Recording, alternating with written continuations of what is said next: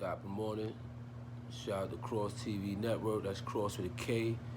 Shout out to everybody that's been tuning in, that been showing me they love and support from day one. I appreciate y'all. Salute to y'all. You know, every chance I get, I definitely always try to respond to every last comment or comment. You know, it's very important to me. Y'all definitely show me that love and that support, and y'all take that time out of your lives, you know what I'm saying, to respond to me and hear what I got to say. So it's only right that I, respond to your comments and everything. Even if I disagree or you don't understand, I always try to, make my, standpoint or my fact be clear, you know. So with that, salute to y'all. Appreciate y'all. Continue to hit them likes and hit them subscribe buttons. You already know. Appreciate y'all. Just want to give y'all a little brief message, man. I've been sitting back and I've been thinking. I've been looking at everything I've been doing lately, all this, material I've been putting out, and everything like that. And how life is about perception and all that, right? So I wanna do something about why people should cherish their aces. Cherish their true friends, cherish the family members that's really in your lives like that, right?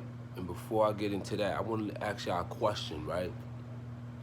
Like me, I came home, right? I did all that time. I'm coming home. I come home. You got friends that gave me money, maybe looked out for me, gave me $1 or $2 or whatever have you. For lack of a better term, I ain't talking about a person literally giving me $1 or $2, but you know what I'm saying. But versus a person that didn't give me nothing and claims that they're your friend. Who would you be around more, or who would you look more as your friend? Those that gave you money when you came home, as opposed to those that didn't? Remember, I always say that life is about perception, right? So, based on the little information that I gave y'all, a lot of y'all may have said that they would rather mess with the guys or their friends that had something for them when they came home, which I respect. You know what I'm saying? Which I respect and everything. But in this instance that I'm talking about, I'm gonna choose the friend that didn't have nothing for me when I came home. Let me explain what I mean by that. I'm gonna give you a little brief history, right? As I was growing up, it was this one guy that lived on the next corner. He's about 3 or 4 years younger than me. But you gotta remember, when we talking about 9, 10, 11 years old, them 3 or 4 years is a lot of years, right? So, from afar, this young brother always watched me. His older cousin was in one of my classes in school or whatever, so that's how he knew me. Make a long story short, as the years went by, this little guy always managed to be around or was mingling with the little kids on the block and everything like that, and I took a liking into him. I did one bid, I come home, he's around, he's coming in within himself. Come home on my second bid, he's starting to have kids and everything like that. Then when I caught this big bid, right, those that was in my immediate circle who I was out there committing crimes with and everything, you expect them to put on phones for you to call them, send you money and everything. Nah, they didn't do it.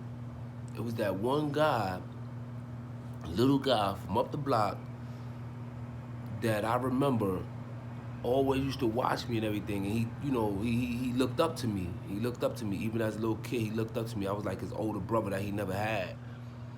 And as time went on, all right, I copped, the last bid I did, I had a 20 flat. So now I did this. I went in on this bid when I was like maybe about 19 years old. So he was 3 or 4 years younger than me. So he had to be between 16 and 15 years old at the time.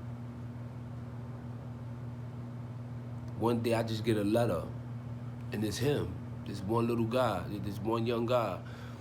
You know, he let me know how much he missed me, and he heard about my case and what happened. He said he didn't have much, but he put his last $20 on the phone so I can call. And he'll call, you know, and I can be able to call him, and then he'll let me call on a three-way, whoever I need to talk to, family members, whatever. This was that same young kid I never did nothing with or nothing like that. He just took a liking to me and accepted me as his big brother, you know what I'm saying? The point what I'm making, without even going deep into depth into his story, that when I came home, the guy that didn't have nothing for me, he didn't have nothing for me because he was struggling, he was going through situations, and he got 3 kids that he helped take care of. And plus he paid his bills and everything like that. But during that whole 20 years I was locked up, he always had a phone on for me. I always heard from him. He always sent me pictures and everything. And I'm not saying that he did it straight out flawlessly. Like, it's been months or a year passed by before I hear from him. But every time I hear from him, you know, he let me know what's going on in the hood. You know, he's sending me pictures. He let me know he out there struggling, and he trying to prepare me when I come back out, hoping that I do the right thing. You know, it was even to the point where his baby mother, who I remember when they first met and everything, you know, he let her write me a couple of times, or when they had got their own address, you know, whenever I was able to write there, able to call and stuff like that. You know, I think that's the difference between right and righteousness, right? You have an old lady on the side of the road. She's laying on the floor with her cane is broke. You approach this old lady, right? And excuse me, ma'am, are you okay? Everything is good? You know, you all right? Whatever. I'm gonna call an ambulance and everything, and hope you feel better. Here goes some water. Here go a couple of dollars, and you keep it moving. You did the right thing by her. Did the right thing. But there's a difference between right and righteousness. I'm gonna show you the difference right now. I'm gonna show you the righteous way on how to handle that situation. The same scenario. The lady is on the floor. You walk up to her, you give her water, you call an ambulance and the police, you give her some money. The same scenario. The only difference between the first scenario and the second scenario is that instead of you leaving, you stay there with her. Because who was to know that the ambulance ever came or found her? Who was to know that she, you know what I'm saying, or whatever, that she needed assistance or whatever, you know, to keep her spirits and everything up. So the difference between the right scenario I gave you and a righteous one is that it was righteous to stay there. Because you never know whether or not that lady made it safely, got home. You don't know what happened after you left her. So you basically left her back in the same situation she was that you met her in. So with that being said, you know, definitely no shade, and you know what I'm saying, and salute to all my comrades, Sandbox dude, you know, Sandbox homies that you know, that I've known 5 years or better. I mean, I was known since I was 5 years old or better. That's no shade to y'all. I'm just making a point. You know what I'm saying? I'm making a point. I appreciate all y'all, everybody that gave me anything. But in this instance, when you're talking about cherishing your aces and, you know, we dealing with perception and everything like that, you know, a lot of people would be like, well, yeah, I'll choose this guy because, you know, when I came home and I ain't have nothing, these dudes was willing to give me money and, you know, and all this other stuff. But that's all the information I gave y'all. Now you see why I would choose the one that didn't give me money, because the whole time I was gone, when I was outside of his presence, he always let me know that I was missed and I was loved. He always let me know that he was thinking about me, you know, and he made ways to where I was able to contact with my family and other people. You know, that's for females too, you know, cherish your girlfriends, you know, the real solid ones, you know, the ones that's not trying to follow your man on Instagram or nothing like that. Ones that's, you know, not trying to, you know, holler at nobody in your family, you know, Same thing with the men, you know, appreciate those that you feel in your heart, you know, in your heart that will never try to come at your family, your wife or nothing like that. You know, and though, let me tell you something, right? And this is no disrespect for nobody, and I'm gonna leave it like this. I gotta get ready to get up and everything. I'm gonna leave it like this, right? And it's for the dudes. Ladies could take this also and run with it also. I watch a lot of dudes saying that they honorable and they loyal and they this, that, and the other, and you know I can trust them with this, and you know I could depend upon them for this, and I could depend upon them for that. They got a family at home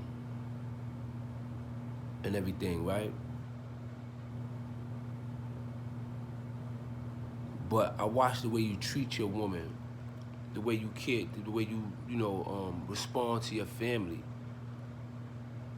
And if you can't treat the one that you sleep with every night, that's the one that's in your corner and everything, you share bed with every night. If you can't respect or you can't treat them or love them or respect them a certain type of level, there's no way in hell that me and you could ever have any type of relationship, because the most loyal person to you treat like trash. You know what I'm saying? So what do we really have in common? You know what I'm saying? And you probably the same ones, you know what I'm saying, that would try to give me $1, or instead of trying to put money in my hand and do this, you'll give a person another work and to go back outside and hustle and everything like that. You know what I'm saying? So, you know, a lot of times, man, you know, people gotta really be in tune with themselves and check out their what's going on in their backyard. You know what I'm saying? Sometimes, you know, we block our blessings with all the BS that we be, you know, just playing with those that have our best interests at heart.